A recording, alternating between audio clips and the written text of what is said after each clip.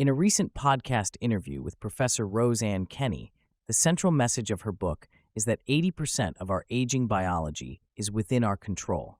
She emphasizes the importance of understanding the aging process and taking action to influence it. The conversation covers practical tips for individuals of different age groups, from 20-year-olds to 80-year-olds.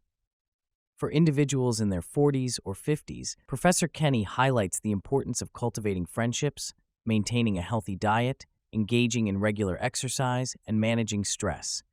She emphasizes the significance of quality friendships and the impact they have on overall well-being. Additionally, she stresses the importance of diet, exercise, and stress management in influencing the aging process. When it comes to individuals in their 70s, Professor Kenny encourages them to continue being active and to avoid slowing down. She advises them to incorporate variety into their diet, exercise routine, and overall lifestyle. She believes that maintaining creativity and purpose as they age is essential for overall well-being.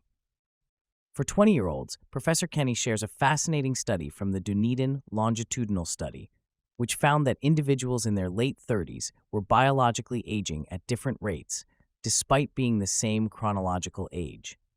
She emphasizes the impact of adverse childhood experiences on biological aging and the importance of taking action early to prevent accelerated aging.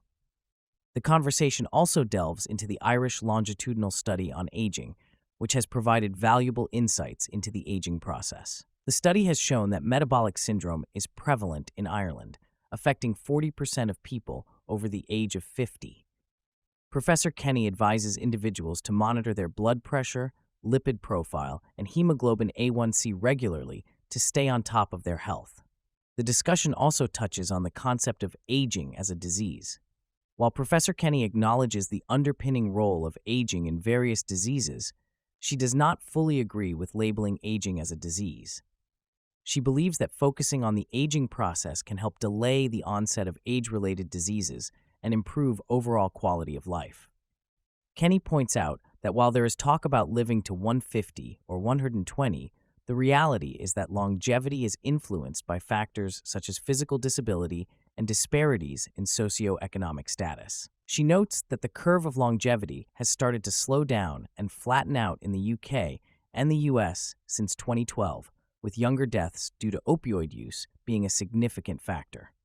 The conversation delves into the importance of attitude and perception in the aging process.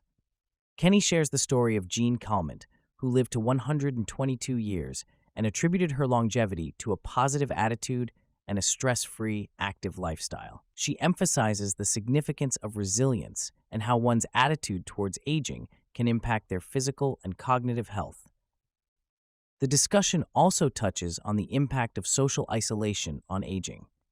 Kenny highlights the negative effects of loneliness and social isolation, particularly during the COVID-19 pandemic. She stresses the importance of community engagement, volunteering, and maintaining social connections for overall well-being. The conversation then shifts to the concept of blue zones, which are regions with a disproportionately high number of people living to 100 and beyond with good health. Kenny discusses the common factors found in blue zones, including strong community engagement, plant-based diets, minimal processed foods, and regular physical activity. She also shares insights from Sardinia, where smaller plates and less frequent eating are part of the local lifestyle. The conversation also delves into the topic of sarcopenia, a condition characterized by the loss of skeletal muscle mass, and the role of strength training in preventing and managing it. Professor Kenny emphasizes the need for strength training as part of an overall exercise routine and how it can be integrated into daily activities. The discussion also touches on the impact of lifestyle changes on biological aging, with Professor Kenny sharing a study that showed significant changes in epigenetic markers after just 8 weeks of modified diet, exercise, breathing exercises, and improved sleep. This highlights the potential for making positive changes at any stage of life, regardless of past behaviors. The conversation also addresses the importance of individualized care and the need to move away from stereotyping patients based on their age. Professor Kenny emphasizes the value of taking the time to listen to patients and understand their unique experiences, as well as the importance of intergenerational transfers of knowledge and sharing. The interview also explores the often overlooked topic of sex and intimacy in aging, highlighting the prevalence of sexual activity among older adults and the need for more open discussions about this aspect of health and well-being. She also emphasizes the importance of laughter, as it releases neurohormones that can have therapeutic benefits, such as reducing the risk of heart attack recurrence. Physical activity is another key factor in slowing down the aging process. Professor Kenny recommends increasing physical activity each year rather than decreasing it. She also advises against excessive sitting and emphasizes the importance of regular movement for maintaining overall health and longevity. Diet is another important aspect of aging, and Professor Kenny provides valuable insights into the impact of food choices on the aging process. She suggests being cautious about food choices, such as avoiding foods high in tyramine, which can disrupt sleep, and opting for foods high in tryptophan, which can promote better sleep.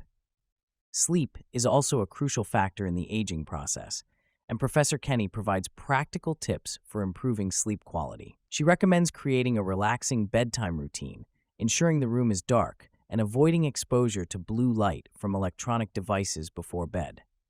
Lastly, Professor Kenny discusses the importance of purpose in life and the impact of having a sense of control. She emphasizes the role of purpose in providing a sense of control and how reframing daily activities can contribute to a sense of purpose and overall well-being.